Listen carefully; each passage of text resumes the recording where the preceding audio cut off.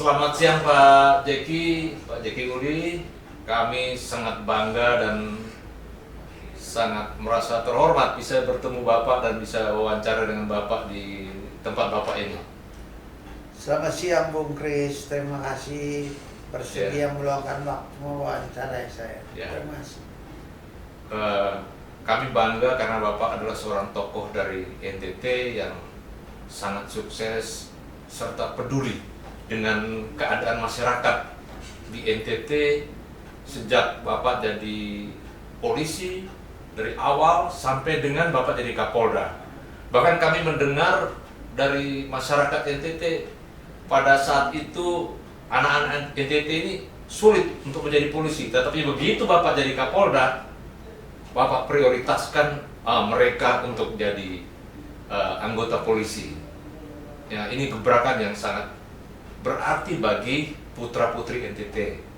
Dan sampai sekarang pun Bapak nggak lelah jadi pejuang dari keadilan. Nah, saya kepingin tahu Bapak bagaimana bisa bertahan untuk terus berkarya di bidang hukum dan sebagai pejuang keadilan. Terima kasih Bung Kris. Sebenarnya cita-cita saya untuk menjadi seorang pejuang dan keadilan itu adalah diwarnai dengan karir saya dimulai dari kepolisian. Tentunya saya banyak sekali melanglang buana mengikuti orang tua.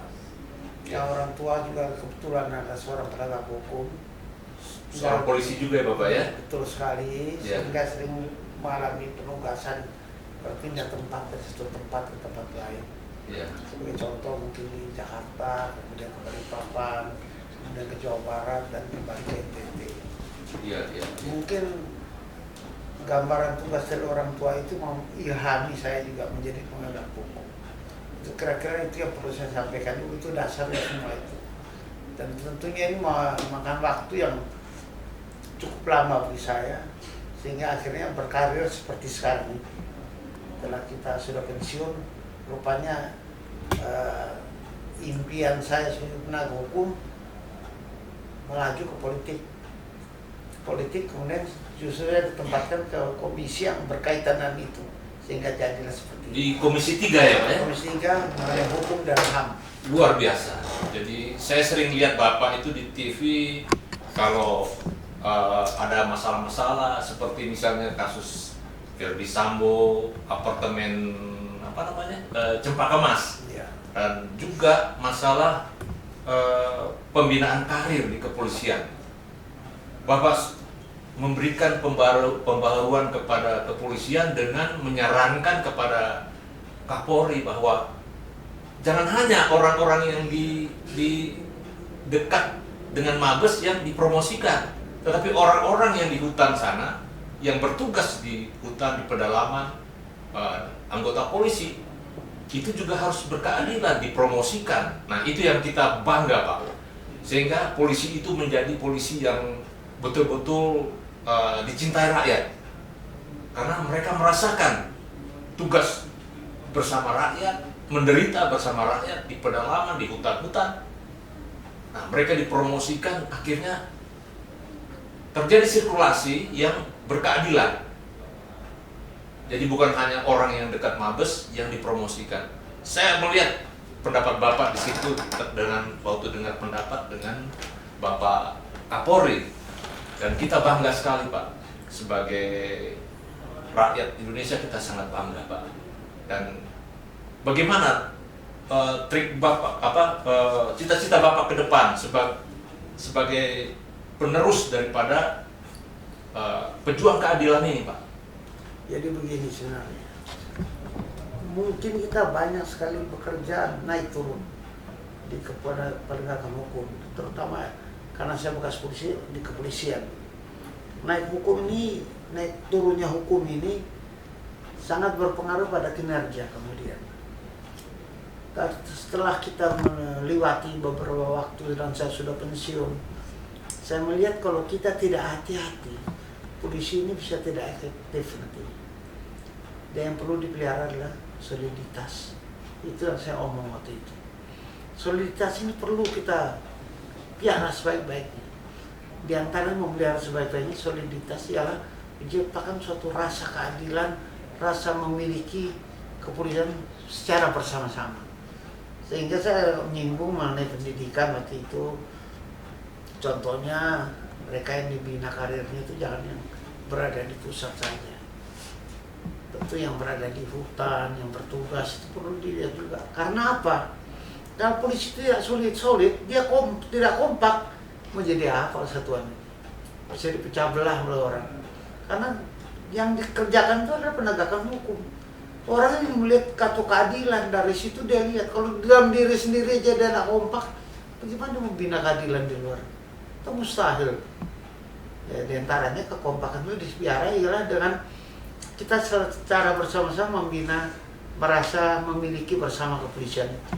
Di antaranya adalah kita mesti memperhatikan juga orang yang bekerja tidak perlu di pusat selalu yang berada dekat pada mata air.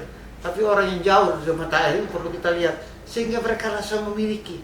Kalau tidak, mereka itu urusan sana pusat, saya mana mau tahu. Itu urusan atasan, mana saya bawaan mau tahu. Ya kalau dia rasa memiliki, itu perintah atasan kita laksanakan dengan baik. Kira-kira begitu. Bagus sekali Bapak. Jadi itu yang saya dengar dari saudara-saudara kita di kepolisian, sangat membantu. Bahkan Bapak Kapolri mendengar hal itu. Ini suatu gebrakan dari Pak Kapolri dan Bapak sehingga membantu keadilan pembinaan karir di kepolisian. Nah, sekarang Bapak ini kan di politik. Nah, bagaimana Bapak menyikapi masalah perundang-undangan, misalnya seperti penegakan hukum di bidang IT dan khususnya undang-undang ITE. Kan banyak yang terjerat hukum masalah undang-undang ITE ini.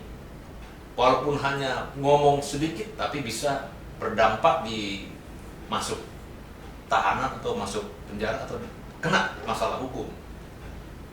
Inilah yang perlu kita sekarang mesti mencermati. Kemajuan teknologi sudah sampai pada teknologi seperti ini yang kita alami sekarang. Sesuatu yang pernah tidak kita pikirkan dulu sudah terjadi sekarang. Kalau dulu orang mencuri uang, dia mesti bongkar rumah uang dan sebagainya. Sekarang orang mencuri uang cukup dengan elektronik, dengan alat-alat elektronik medsos yang ada sekarang bisa terjadi. Uang yang 1 triliun itu pindah ke dana orang lain. Teknologi sudah maju. Nah, itu kita mesti pikirkan sebagai seorang polisi bahwa undang-undang yang menyikapi sikap tindak ini perlu sekarang dibenahi dengan adanya undang-undang ITE yang membatasi. Hanya mungkin ITE jangan sampai satu undang-undang justru menjadi keranjang sampah. Semuanya bisa diartikan seperti kesalahan. Seperti dulu undang-undang subversi lah. Orang salah umum, subversi kamu, masuk kamu. Nah, kita yang satu undang-undang itu diartikan seperti itu.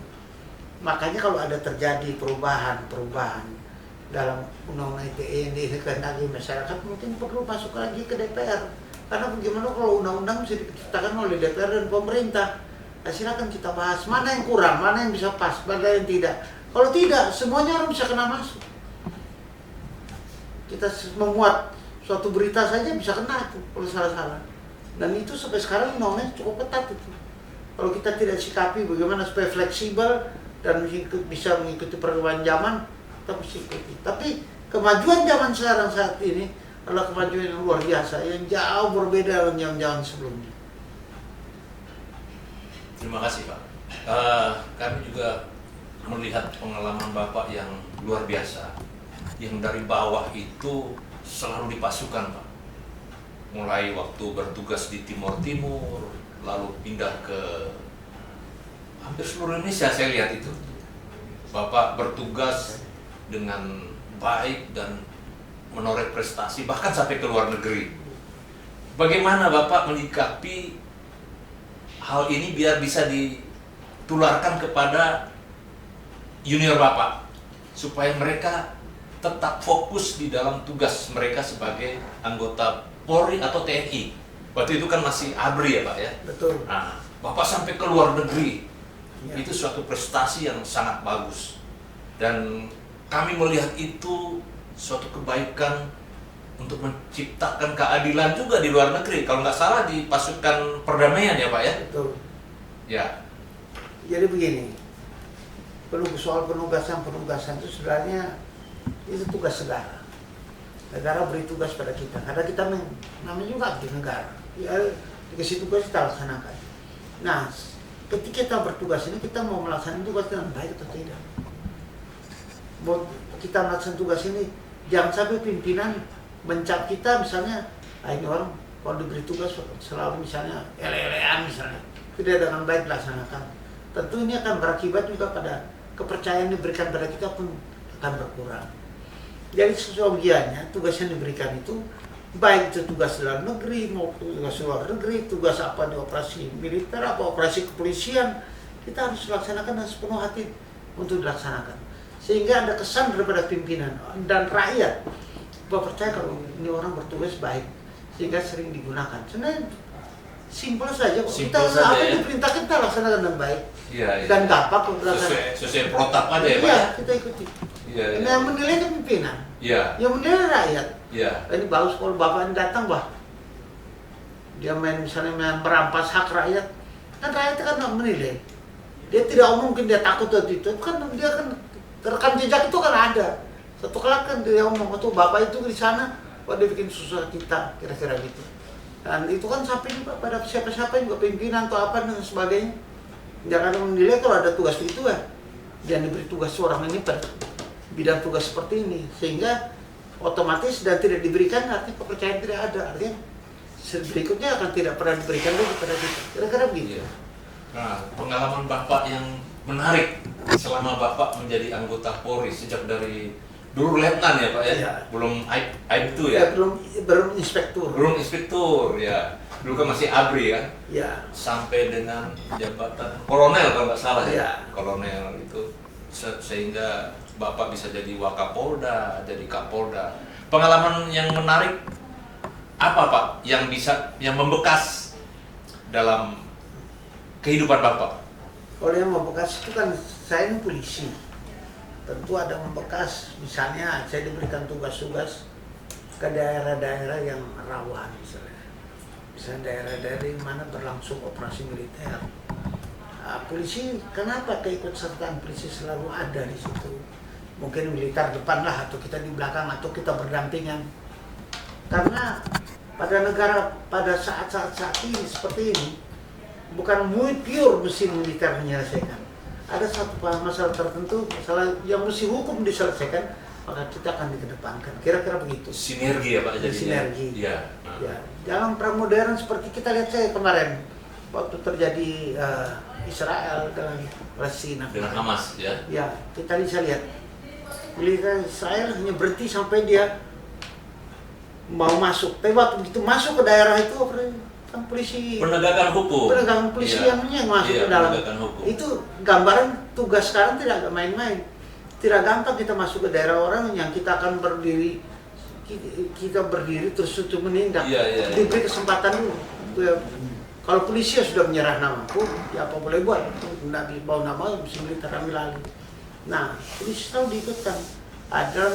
Diikutkan itu yang bagi saya berkesan adalah pertama, nyawa saya terancam, itu pasti terancam karena kita tahu tugas seperti daerah operasi militer peluru itu kan nggak nyari, itu polisi itu dan polisinya menyimpang, dia polisi itu tentara ya. Tapi dari tugas-tugas itu banyak menyerang bahaya, tapi Tuhan masih melindungi kita masih bisa berjalan sekarang. Nah, tentu ini sangat berkesan. Bagi saya berkesannya karena apa? Ini suatu pijakan bagi saya dalam bertugas. Kita mengalami hal yang berat pada masa ke depan. Kita bukan anggap enteng, tapi minimal hal-hal seperti itu kalaupun terjadi kita tidak terkejut lah, kira-kira begitu. Maka saya laksanakan tugasnya dengan baik. Kira-kira begitu. Waktu Bapak ditugas ke luar negeri itu dalam rangka penegakan hukum juga ya Pak ya? Ya, penegakan hukum, tapi itu kan dalam Undang-Undang Dasar 45 kita ikut menciptakan perdamaian di dunia. Itu teramanat Undang-Undang Dasar mengatakan demikian, bahwa kita ikut menciptakan perdamaian dunia kita. Itu amanat Undang-Undang Dasar. Luar Jadi biasa. di antara bentuk tugasnya macam-macam. Ya. Ada dia bisa militer observasi misalnya, yang dari militer kemampuan untuk menciptakan suatu perdamaian dengan sudut pandang militer. Misalnya dia menjadi penengah dalam suatu pertikaian, ada penegakan hukum, yaitu polisi dilibatkan ikut dalam penegakan hukum. Nah, ini kira-kira macam-macam tugas kita dalam penciptaan perdamaian. Tentu dalam bidang politik ada Menteri Luar Negeri dan sebagainya, kita ikut. Nah, kontribusi Indonesia dalam tugas-tugas perdamaian itu adalah wujud daripada kehendak Undang-Undang Dasar 45. Luar biasa, Pak. Itu di daerah mana ya, Pak, waktu itu ya? Saya pertama kali di Namibia, Afrika Barat Daya. Afrika Barat Daya. Kemudian di Kamboja dan di Bosnia Herzegovina. Luar biasa, sangat berkesan ya, Pak ya? Sangat terkesan karena Banyak bertemu dengan polisi internasional dan Banyak. juga militer ya. ya militer, dan Iya. kita bergaul dengan baik, bisa menempatkan diri sehingga nama Indonesia diperhitungkan kira-kira begitu. Ya. Dan menambah wawasan. Betul. Sehingga Bapak pada saat menjadi Wakapolda sudah luar biasa, mempunyai wawasan yang sangat luas. Betul, ketika saya jadi Kapolda NTT kan baru terjadi jajak pendapat. Ya, ya. Dan Indonesia kalah waktu itu. Waktu Indonesia Kita kalah. mesti meninggalkan Ya. Timur dan diikuti dengan barisan milisi yang dulu kita bina Ya. waktu kita berada di sana, dan juga keluar dari Indonesia karena mereka ada beberapa yang cita menjadi warga negara Indonesia, tapi sebagian juga pulang akhirnya. Ya, ya. Nah, proses-proses itu adalah proses-proses yang memerlukan kemampuan untuk kita berdialog, berdiskusi dan sebagainya, yang kita sudah alami sebelumnya di luar negeri. Ya, Belum- itu yang menjadi bekal. Betul. Ya, menjadi bekal. Suatu keberuntungan bagi saya karena Ya. waktu itu saya sempat mengalami hal seperti ini yang terjadi di Indonesia. Belum tentu orang sekarang tidak ada lagi. Ya, ya. Nah, kalau waktu itu kejadian kebetulan saya mengalami dan pernah mengalami di luar negeri. Kita mengalami, Indonesia mengalami suatu masalah di mana Timur lepas, kan yang mendampingi Timur begitu habis lepas ada PBB kan. Ya. Nah, Ya. dialog dari Untaid, Indonesia ya. Akhirnya berdialog dengan Indonesia, bertemu dengan kita perwira yang bekas dari perikatan sama saja dia enak dialog. Ya, ya, ya. Pekerjaan lapangan lebih bagus. Bisa saling bertukar informasi, Iya. berdialog. Dan kita tahu kan itu tabiat atau SOP yang berlaku di PBB itu gimana, kita tahu. Kita karena mengalami juga. Sekarang mereka dari pihak negara lain yang datang sebagai PBB yang datang untuk mengurusi Timur. Iya. Ya, otomatis kita juga bisa berdialog karena kenyataannya seperti polisi yang dikirim ke sana, ke Timur Leste atau itu dari beberapa negara. Di antaranya mereka pernah bertemu dengan kita di Namibia dulu. Namibia, apakah di Kamboja ataupun di Herzegovina. Bosnia Herzegovina, Ya. pernah bertemu dengan kita. Ya, ya. Luar Jadi biasa. kita tahu, kita nggak berdialog lebih enak. Ya, berdasarkan pengalaman itu Bapak sangat luar biasa, sehingga pada saat Bapak memimpin, Bapak selalu mendengar aspirasi daripada rakyat. Betul sekali. Sehingga pada saat anak-anak NTT pada saat itu kesulitan, wah masuk polisi harus bayar, wah masuk polisi sulit sekali. Begitu Bapak menjadi Kapolda, Bapak terapkan asas keadilan untuk seluruh rakyat di NTT.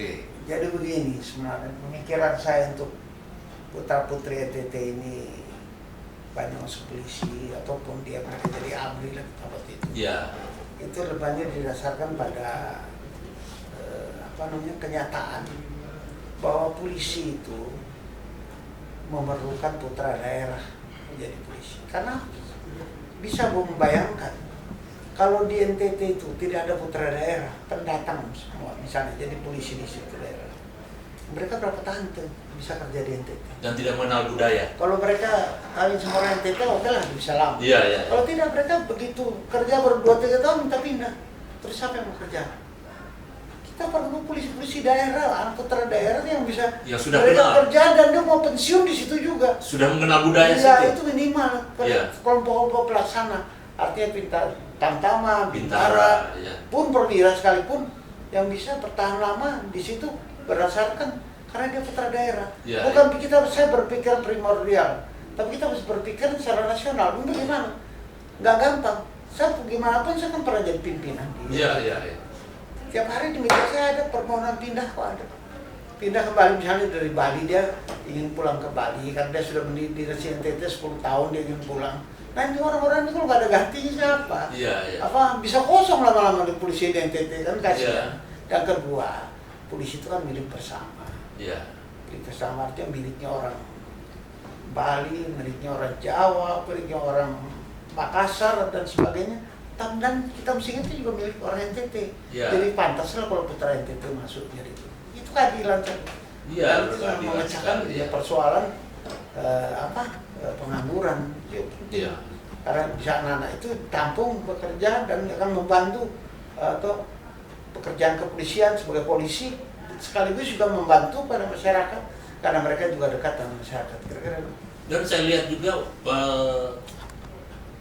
bahwa bukan hanya masyarakat asli NTT, tapi mereka yang dari Jawa, yang sudah menetap berpuluh-puluh tahun, bahkan dari Bali, dari Lombok, itu Bapak akomodir semua. Tidak hanya satu suku, tapi semua suku yang mau mengabdi di NTT, bahkan dari berbagai agama. Nah ini sangat bisa dicontoh bagi para pimpinan yang sekarang, sehingga tidak menimbulkan kecemburuan gitu. Ya memang begini, yang pengertian bahwa itu orang NTT menjadi polisi itu, yang kita ansih mengartikan bahwa orang NTT berdarah NTT itu tidak. Orang Jawa, orang Makassar, orang Bali, yang sudah lahir di NTT dia orang NTT. Ya. Orang apa lagi kita mau bilang? Betul dia berdarah Makassar, itu dia orang NTT. Dia orang NTT, karena dia lahir di NTT. Iya. Tidak memandang agama dan sebagainya. Iya, tidak mengenal agama, pokok suku, ras dan agama tidak, semua rata. Dan saya nggak waktu itu berpatokan minimal punya KTP NTT. Iya. Ya, kan nggak mudah dapat KTP kan. Iya, Dari betul. situ bisa dilihat. Sehingga yang masuk juga macam-macam. Ada yang mereka orang tuanya dari Bali, tapi dia sudah tinggal di NTT, lahirnya di NTT, dia istilahnya dia orang Bali tapi tinggal di NTT. Namanya saja nama orang Bali, tapi dia udah orang NTT. Sudah orang NTT Ditangkap asli, orang ya. NTT. Sudah. Ya, karena dia lahir di NTT. Ya. Ya, dan saya juga dengar bahwa Bapak itu setiap pengaduan masyarakat, padahal belum ada medsos, Bapak tanggapi secara cepat. Ya. Nah, mungkin karena pengalaman tugas yang luar biasa di daerah perang, Ya. dulu di Timur ya Pak ya, tahun 76 ya, sampai ke Bapak ke luar negeri, itu mungkin yang membawa Bapak terbiasa untuk cepat tanggap. Ya begini, polisi kan bekerja itu tidak pakai menunggu, mestinya. Ya. Karena begini, coba Bung bisa alami sendiri, kalau misalnya ada alarm obstelin, Ya. kalau misalnya tugas militer, terjadi sesuatu memanggil pasukan, itu kan hitung waktu. Terak sampai dia siap untuk berangkat. Sedang polisi bukan begitu, polisi itu diharuskan ada di tempat. Contohnya, Pak Angkatan Perang, kita mau serang satu daerah, kita kirim meriam dulu. Meriam itu dia sampai dulu, kalau infanteri jalan ke sana dan sebagainya, ya misalnya. Tapi polisi tidak, begitu terjadi pembunuhan tidak bisa bilang, tolong orang kampung sana urus dulu. Tidak, polisi harus datang sana, dia lihat orang dibunuh, dia mesti periksa dan sebagainya. Investigasi. Dan kita biasakan polisi itu mesti bekerja cepat, yang menunggu waktu tidak bisa menunda-nunda. Menunda-nunda waktu itu menyabat tugas menjadi rumit dan kemudian barang buktinya bisa hilang dan sebagainya. Itu salah satu contoh aja pekerjaan kita. Ini sampai saya waktu ke NTT dulu Pak, saya tanya Kapolda sini siapa ya? Bung, Kapolda sini Pak Jeki Uli. Beliau kan bukan Kapolda, ya sekarang penggantinya. Jadi nama Bapak itu masih dikenang sama masyarakat NTT. Jadi suatu pengalaman yang luar biasa, ya, seperti yang dialami juga di Angkatan Darat itu. Waktu itu kasatnya siapa? Wah itu kan cuma penggantinya. Yang kasatnya namanya ini. Nah sama dengan Bapak juga waktu itu. Waktu saya ke NTT, saya menanyakan kepada rakyat sana, ya Kapolda sini Pak Jeki Uli. Loh, bukan yang ini. Bukan, itu pengganti. Itu suatu anekdot Pak. Ya, jadi masyarakat NTT itu sangat membekas sekali dengan Bapak, karena Bapak selalu memberikan keadilan, selalu tanggap, selalu cepat menyelesaikan permasalahan. Seperti yang sekarang Pak, Bapak selalu tanggap dalam menyelesaikan permasalahan-permasalahan hukum seperti yang di legislatif ya di Senayan. Bapak tuh selalu, kalau kita orang-orang di luar Senayan kita bilang Bapak orang yang betul-betul memperjuangkan nasib daripada rakyat ini, dan Bapak betul-betul selalu tanggap terhadap rakyat kecil. Nah, harapan Bapak ke depan dengan NTT bagaimana Pak? Begini, apa yang disampaikan tadi benar, bahwa kalau kita meninggalkan kerja yang berkesan bagi rakyat, orang akan suka ingat-ingat kita. Ingat-ingat, bagi kita diingat saya sudah terima kasih. Kalau mereka lupa juga tidak apa-apa, manusia kan bisa lupa, memang sudah diberikan oleh Tuhan, bisa ingat, bisa lupa, itu kita terima kasih. Nah, mengenai harapan untuk kita bekerja ke depan, ya bagi NTT terutama, polisi NTT dalam kiprah kita di tugas sebagai kepolisian, tolong bekerjalah dengan baik, ikuti SOP yang ada, dan kita menghayati pekerjaan itu harapan saya. Menjadi seorang petugas penegak hukum itu tidak mudah, tidak mudah. Sebab kalau salah sedikit orang omong banyak lama, tapi kalau bagus sekali orang biasa-biasa itu dia tulis. Kalau lu tangkap pencuri, polisi tangkap pencuri biasa. Itu juga biasa tugas polisi. Tangkap pemabok itu sudah biasa. Tapi sekali polisi tempeleng orang, wah itu salah, ini persoalan viral kemana-mana, iya. Viral Ya, kemana-mana. Makanya kita polisi sebaiknya bekerja dengan sepenuh hati, menjadi penegak hukum yang bagus dimanapun Anda berada. Soal saya di DPR, kadang-kadang saya bertindak agak keras, mengingatkan pada bekas institusi saya ataupun institusi yang berada di pengawasan DPR, itu adalah suatu panggilan hati. Dan saya dipilih oleh rakyat. Rakyat kasih suara sama saya, jadi anggota DPR suaranya banyak, puluhan ribu suara. Atau lu mau bikin harus bertanggung jawab kepada suara yang diberikan ya Pak ya? Bagus, fasilitas apa yang lu mau kerjakan? Iya. Kita wujudkan luar biasa dengan kita berikan suara kita yang mewakili rakyat banyak, apa yang menjadi keinginan rakyat banyak di DPR kita sampaikan, misalnya dengan pendapat dengan mitra. Kebetulan mitranya misalnya kepolisian, ya ini suara yang saya dapat dari daerah pemilihan saya sampaikan pada pimpinan Polri. Ini yang saya dengar di NTT begini-begini, sampaikan aja. Nah, sehingga pimpinan Polri, oh iya betul, yang kami dengar dari menjadi atensi dari pimpinan Polri. Nah, itulah yang kita harapkan Pak. Jadi Bapak sudah purnawirawan, tetapi tidak lelah dalam memberikan sumbangsinya kepada bangsa ini. Itu sangat luar biasa Pak. Terima kasih. Ya. Sekarang usia Bapak berapa Pak? Sekarang sudah jalan 71. 71, ya. Luar biasa. Tetapi Bapak tidak lelah ya dalam menegakkan hukum dan membantu rakyat kecil. Nah ini sangat luar biasa Pak. Jadi mudah-mudahan ini menjadi pelajaran bagi generasi muda untuk supaya mencontoh. Ada orang tua kita, ada senior kita yang tidak lelah walaupun usianya sudah purna atau sudah purnawirawan, tapi masih konsisten dalam memperjuangkan rakyat kecil, masih konsisten mengunjungi bahkan ke rakyat kecil sampai ke desa-desa, saya lihat itu Pak. Nah, memang oleh negara kita disiapkan fasilitas biaya selaku anggota DPR yang saya harus laksanakan sampai di daerah. Karena begini, kita dipilih oleh rakyat. Nah sekarang rakyat melihat tanggung jawab sampai di mana. Kita mesti datang ke rakyat, beta kerja ini kita bisa sampai di rakyat. Kita bisa beta via handphone, bilang enggak. Lapor langsung ke rakyat. Bos kita kan rakyat. Ini kita kerjakan. Loyalitasnya ke rakyat itu sangat luar biasa Pak. Tidak semua orang bisa gitu. Kita jangan kita omong mengemis pada rakyat pada saat mau pemilu. Nah, sudah itu rakyat nanti juga bisa bersikap tidak ambil pusing juga sama kita. Kita mesti terima hal itu. Jadi kita harus tunjukkan pada rakyat, dia bos, ya kita harus datang saya sering ke tempat ke rakyat, bertemu dengan rakyat, adalah mempertanggungjawabkan apa yang Iya. lu pilih saya, ya saya sebagai orang yang Bapak pilih. sebagai pelayan rakyat. Betul. Hebat ya. Kita mesti tempatkan Iya, diri iya. seperti itu. Kadang banyak orang yang hanya mau suara rakyat, tetapi tidak mau menjadi pelayan rakyat. Tetapi Bapak luar biasa. Ya. Bapak datang sampai ke desa-desa menjelaskan program Bapak. Ini sangat luar biasa. Nah, harapan Bapak di tahun politik 2023 sampai 2024 nanti, Pak, bagaimana? Jadi begini, kan periode pemilu itu kan 2024. Ya. Itu akan kita memilih wakil kita untuk menjadi wakil rakyat periode 2024-2029. 29. 5 tahun. Ya.